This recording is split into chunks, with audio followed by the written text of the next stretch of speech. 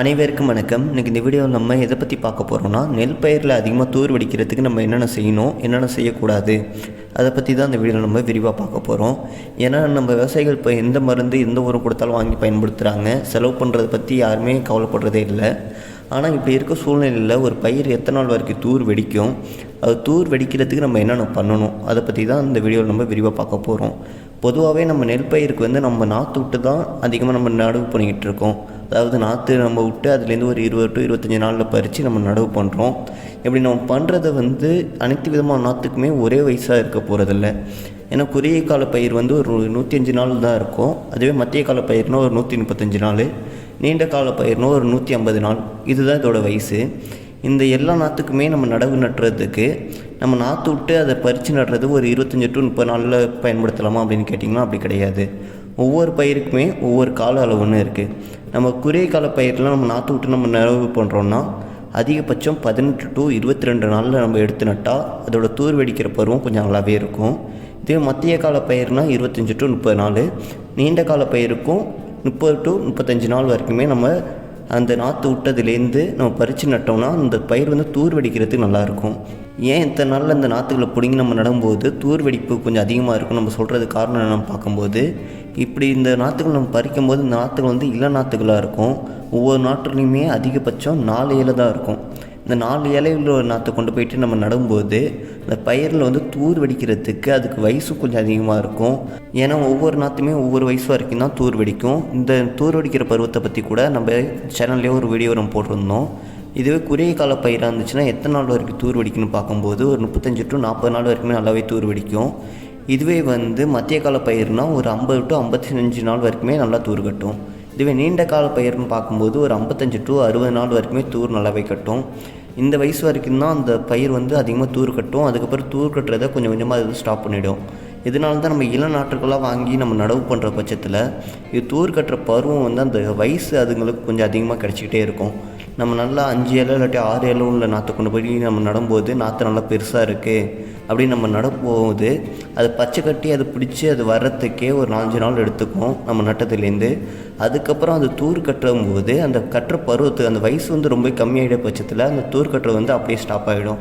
இதனால தான் பெரும்பான்மை எல்லா விவசாயிகளும் சொல்லுவாங்க, இள நாற்றை நம்ம நடும்போது தூர் கட்டுறது ரொம்ப நல்லா இருக்குது, இந்த வயசான நாற்றை நம்ம நடும்போது தூர் கட்டுறது ரொம்ப கம்மியாக இருக்குது அப்படின்னு சொல்லுவாங்க. இதுவே 4 இலை உள்ள நாற்றை விட இந்த 3 இலை உள்ள நாற்றை நம்ம நடும்போது அதோட தூர் கட்டுற பருவம் அதுக்கு வயசு எல்லாமே கொஞ்சம் அதிகமாக கிடைக்கும். அதே இல்லாமல் அது தூர் நல்லா வெடிக்கும். ஆனால் அதில் நம்ம நீர் பாசனமும் அது மட்டும் இல்லாமல் நிலத்தையும் நம்ம சரியாக பராமரித்தா அந்த 3 இலை நாற்றை கூட நம்ம அழகாக நம்ம கொண்டு வரலாம். இதுவே ஏதாவது ஒரு சூழ்நிலையில் 5 இலை இல்லாட்டி 6 இலை இருக்க நாற்றுகள் நம்ம நடுற பட்சத்தில் அதை நம்ம என்ன பண்ணலான்னு பார்க்கும்போது அதுக்கு நம்ம அதிகமாக உரம் கொடுத்து தான் நம்ம கொண்டு வர மாதிரி இருக்கும். ஏன்னா இந்த இள நாற்றுகள் ஆட்டோமேட்டிக்காக அதோட வளர்ச்சி பருவம், அதனால் நம்ம எப்போதும் கொடுக்குற உரத்தை கொடுத்தாலே அது பாட்டுக்கு வந்துக்கிட்டு இருக்கும். ஆனால் இந்த வயதான நாற்றுகள் நம்ம கொண்டு வர பட்சத்தில் அது தூர் வெடிக்கிறதுக்கு நம்ம எப்போதும் கொடுக்குறதோட அதிகமாக பாஸ்பரஸ் சத்து உள்ள உரங்களையும் நைட்ரஜன் சார்ந்த உரங்களையும் நம்ம அதிகமாக கொடுக்கணும். அதனால தான் நீங்கள் செலவு கம்மி பண்ணுறதுக்கு இள நாற்றுகளாக தேர்ந்தெடுத்து நடவு பண்ணுங்கள். அப்படி பண்ணுற பட்சத்தில் தான் நமக்கு நல்ல மகசூல் கிடைக்கும். இதுவே நம்ம குறுகிய கால நாற்றாக இருந்துச்சுன்னா நம்ம 2 to 3 நாற்று நம்ம நட்டாலே போதும். இதே மத்திய பருவம் இல்லாட்டி நீண்ட கால பருவ நாற்றுகளாக இருந்துச்சுன்னா நம்ம 2 நாற்றுகள் வச்சு நட்டாலே போதுமான அளவாக இருக்கும். நம்ம நடவு பண்ணுறதுக்கு மோஸ்ட்லி நம்ம ஆள் வச்சு தான் நடவு பண்ணிக்கிட்டு இருக்கோம். அப்படி ஆள் வச்சு நடுற பட்சத்தில் அந்த நாற்று ரொம்ப ஆழத்தில் நட்டுட்டாங்கன்னா அது பச்சை பிடிச்சி மேலே வர்றதுக்கே ஒரு 4-5 நாள் எடுத்துக்கும். அதனால் நம்ம நடவு பண்ணுற ஆளுங்கள் ஒரு 3 சென்டிமீட்டர் அந்த சென்டிமீட்டர் இருந்தாலே போதும். இந்த 3 சென்டிமீட்டர் வச்சு நம்ம நடவு நடும்போதே அது பச்சை பிடிச்சி அது மேலே வர்றதுக்கு ரொம்ப ஈஸியாகவே இருக்கும். ரொம்ப ஆழமான நடவு சொல்லாமல் கொஞ்சம் மேலாக்க 3 சென்டிமீட்டர் அதுவே போதும் அப்படின்னு சொல்லுங்கள். நம்ம நடவு நடுற பட்சத்தில் நம்ம முக்கியமாக அதில் கவனிக்க வேண்டியது இடைவெளி தான். ஒரு பயிர் நம்ம நடவு பண்ணுறோன்னா அதுக்கு போதுமான இடைவெளி கொடுத்தாலே அந்த பயிர் அதிகமாக தூர் கட்டி வரும்.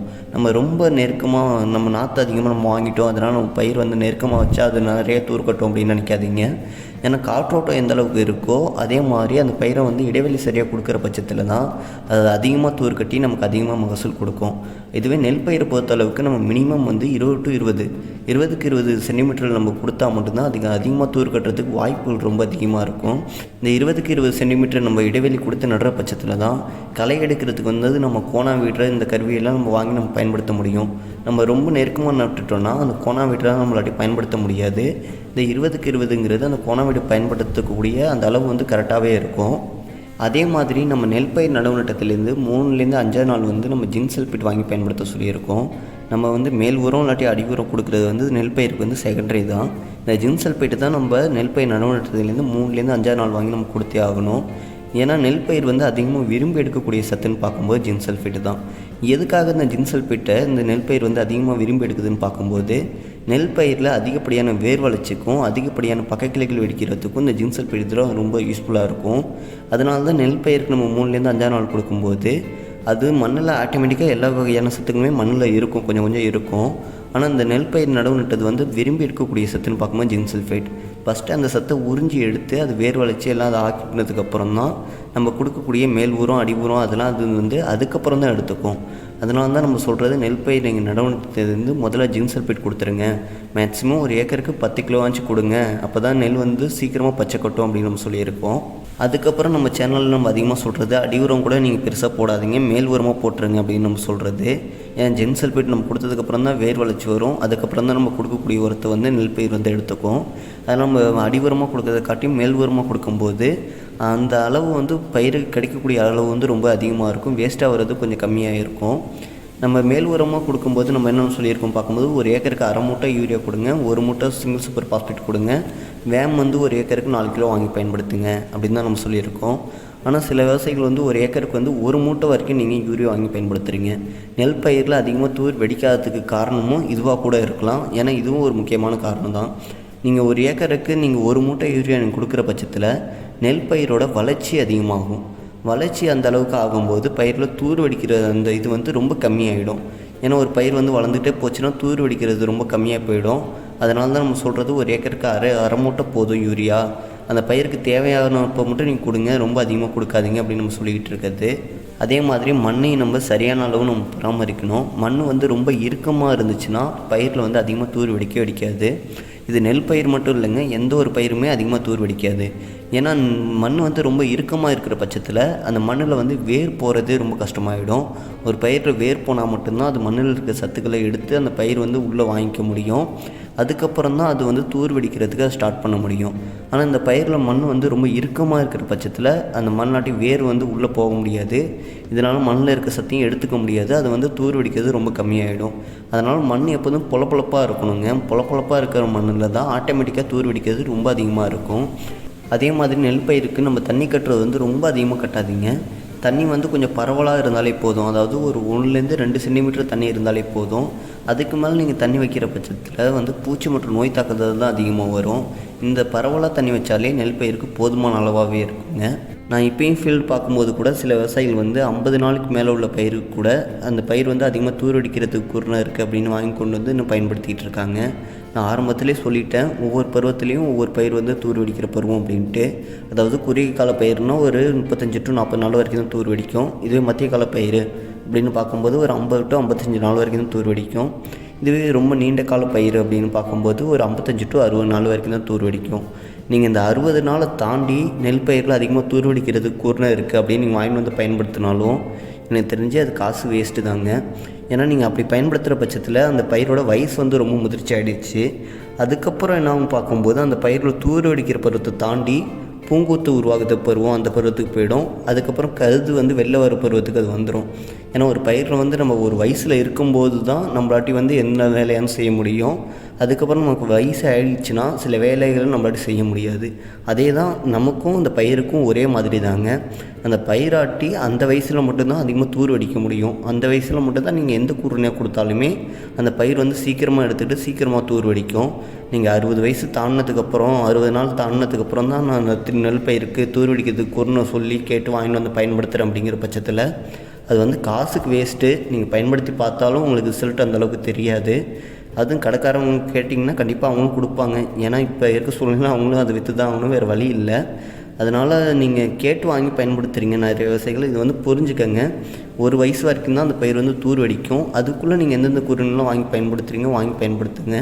அதுக்கப்புறம் வந்து அதெல்லாம் வாங்கி பயன்படுத்தாமல் இருக்கிறது தான் நமக்கு நல்லது. அதே மாதிரி நெல் பயிரில் களையை அதிகமாக விட்றாதீங்க. களையை நல்லா கண்ட்ரோல் பண்ணிவிடுங்க. எனக்கு தெரிஞ்ச ஒரு 2 to 3 களையாச்சும் எடுத்துருங்க. அப்படி எடுக்கிற பட்சத்தில் தான் அந்த பயிரோட தூர் வெடிக்கிறதுக்கு அதுவும் ஒரு சான்ஸாக இருக்கும். ஏன்னா நம்ம ஆட்களை வச்சு நம்ம இது களை எடுக்கும்போது அவங்க நடந்து போவாங்க. அப்படி போகும்போது நெல் பயிரில் வந்து அவங்க மிதிச்சுட்டு தான் போவாங்க களைகளை. அப்படி மிதிச்சுடும்போது நெல் பயிரோட வெள்ளை வேர் வந்து அருந்துடும். பழைய வேர் அருந்து புது வேர் வெளில வரும்போது அந்த பயிரில் வந்து அதிகப்படியான தூர் வெடிக்கும். அப்படி இல்லைன்னா நம்ம கோனாவீட்டர் வாங்கி பயன்படுத்தினோன்னா அது இதை விட ரொம்ப நல்லாயிருக்குங்க.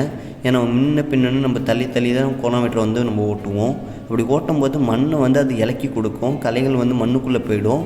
அதே மாதிரி அந்த நெல் பயிரோட வெள்ளை வேரை அறுத்து விட்டு புது வேர் உருவாகிறதுக்கு அதுவும் ஒரு காரணமாக இருக்கும். நீங்கள் ஆள்களை வச்சு களை எடுக்கிறதுக்கும் இல்லை கோனாவீட்டர் வாங்கி ஓட்டுறதுக்கும் நீங்கள் வித்தியாசத்தை பார்க்கலாம். ஏன்னா ரெண்டுத்துக்குமே வித்தியாசம் ரொம்ப நல்லா தெரியும். ஆள்களை வச்சு களை எடுக்கிறது கூட கோனாவீட்டர் வச்சு நல்லா கோனாவீட்டர் ஓட்ட தெரிஞ்சவங்களை வச்சு நம்ம வாங்கி பயன்படுத்தும் போது மட்டும் அந்த டிஃப்ரெண்ட் நல்லா தெரியும். அந்த இந்த தூர் வெடிக்கிறது வந்து ரொம்ப அதிகமாக இருக்கும். கோனாவீட்டர் வந்து அப்படியே சல்லுன்னு ஓட்டிகிட்டு போகக்கூடாதுங்க, பின்ன தள்ளி தான் ஓட்டணும். அப்படி ஓட்டினா மட்டும்தான் நான் சொல்கிற மாதிரி தூர்கள் அதிகமாக வைக்கும். இதே நீங்கள் முன்ன அப்படியே ஓட்டிகிட்டே போனீங்கன்னா பெருசாக எந்த விதமான ரிசல்ட்டுமே இருக்காது. எனக்கு தெரிஞ்சு இந்த சின்ன விஷயங்கள் தான் விவசாயிகளுக்கு தெரியாமல் இருக்கும்னு நினைக்கிறேன். ஏன்னா இதெல்லாம் சின்ன விஷயங்கள் தான், ஆனால் இதோட பாதிப்புங்கிறது நமக்கு ரொம்ப அதிகமாக இருக்கும். ஏன்னா இந்த நான் சொன்ன ஒவ்வொரு பாயிண்ட்டுமே ரொம்ப முக்கியமானது என்னை பொறுத்தளவுக்கு. இதில் நம்ம ஏதாச்சும் ஒரு மிஸ்டேக் பண்ணாலுமே நமக்கு மகசூலுங்கிறது ரொம்ப பாதிப்படையும். அதனால தான் இந்த வீடியோ நான் மேக் பண்ணி போடலாம் அப்படின்னு நான் போட்டிருக்கேன். இந்த வீடியோவில் உங்களுக்கு வேறு ஏதாவது சந்தேகங்கள் இருந்தாலும் கமெண்ட் பாக்ஸில் கமெண்ட் பண்ணுங்கள். இந்த வீடியோ பிடிச்சிருந்துச்சுன்னா லைக் பண்ணுங்கள், ஷேர் பண்ணுங்கள், கமெண்ட் பாக்ஸில் கமெண்ட் பண்ணுங்கள். நம்ம எல்கேஜி விவசாய யூடியூப் சேனலை ஃபாலோ பண்ணாதவங்க ஃபாலோ பண்ணிக்கோங்க. நன்றி, வணக்கம்.